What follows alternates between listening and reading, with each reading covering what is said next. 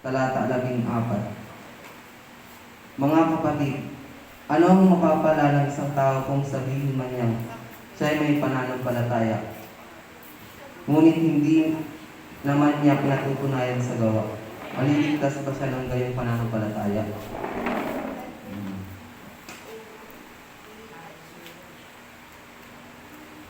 Class po ba tayo?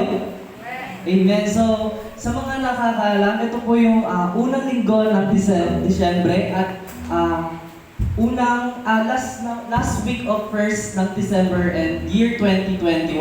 So, handa na ba tayong magbigay papuri sa ating Diyos na buhay? Amen! So, sabi nga sa Psalms 95 verse 3, God is above all things. So, ayun, sa sobrang daming problema sa mundo, sa sobrang daming struggle sa mundo, sa sobrang daming pangalan ng mga virus na yan, dapat pa ba tayong matakot? Dapat hindi, kasi si Lord is above all things. King of kings and Lord of lords. Amen?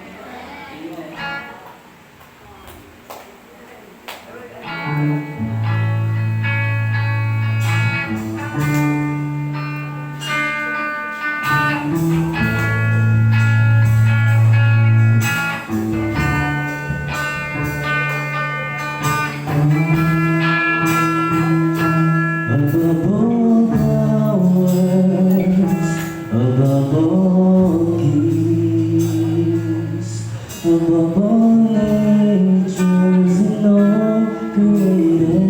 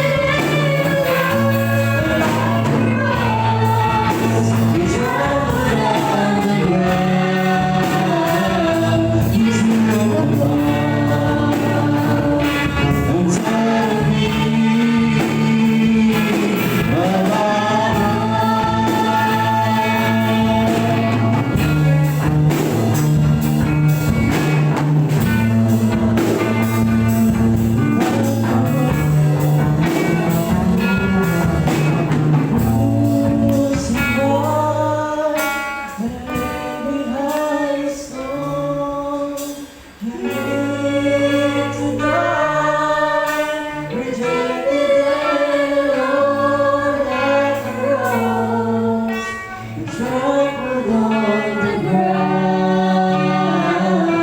He took the fall and taught me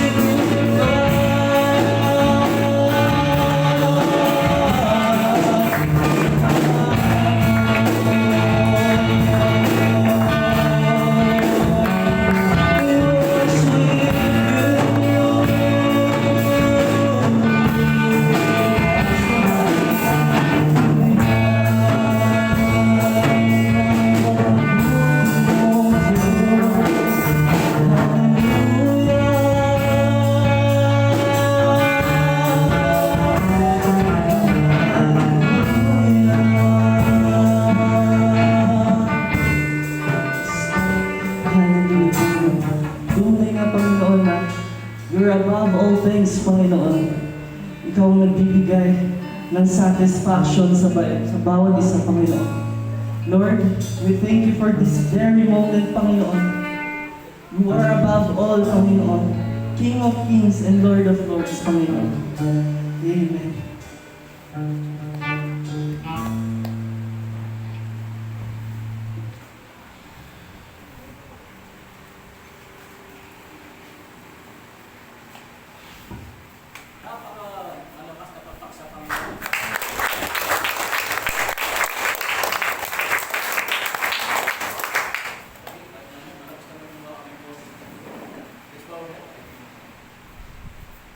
Ikaw ang Diyos na dapat kailangan.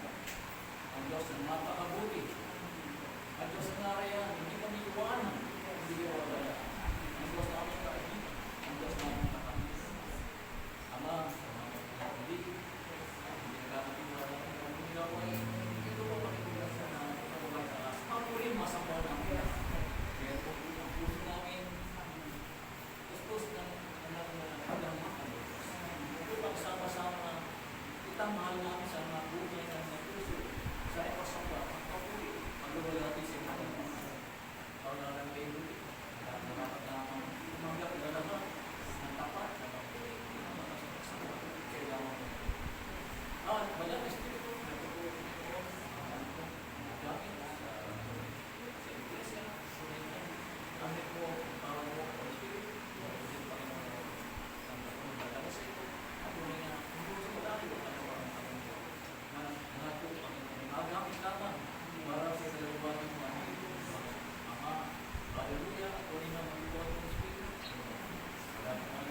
Hindi gamitin mo naman ang iyong nanibibig, ang pinig, at ang pinig mo ang maling Panginoon.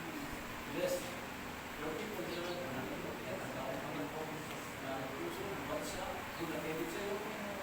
Ikaw lang ang Panginoon, ang laman ng mga pagkikisipan namin lahat, sama-sama. Uli na o Diyos, alam mo Panginoon, hindi kami makalapit kung hindi nakapatawanan. Narinig ang mga puso na puspos, Panginoon, ipapangga. Hindi nakapatawanan sa aming mga salitawa. Na aming pagsamba sa mga ngipin namin para sa ito ng kami. Salamat po. Ito po ang sa kanila kami pasalamat. Jesus, kumain kami.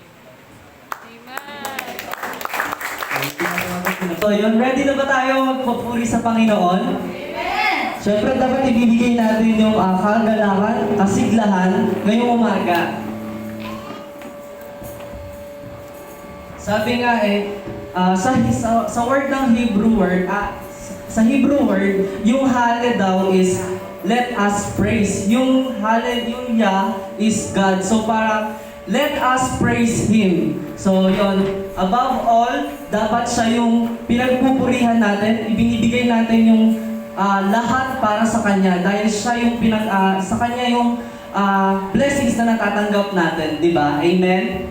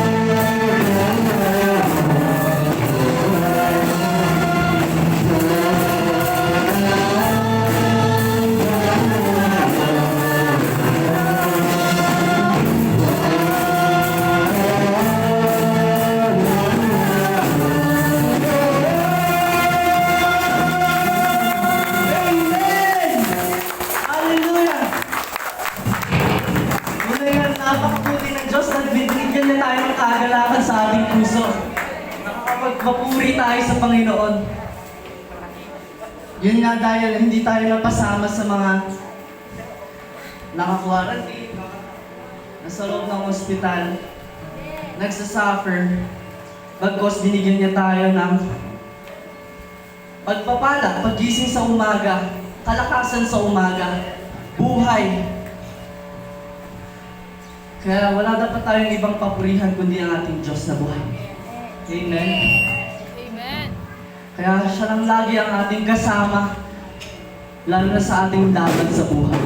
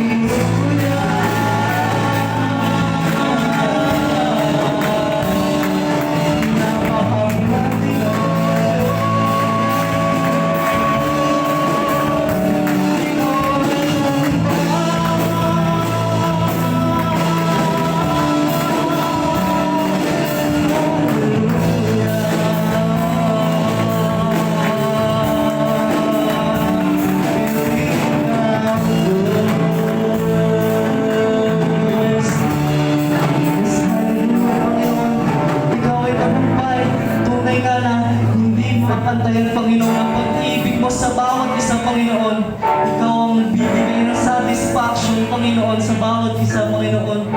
Hallelujah. Ay sarap magpuri, Panginoon. Kulang pa po, Panginoon. Ang aming pagpuri, Panginoon. Ang aming inaalay, Panginoon.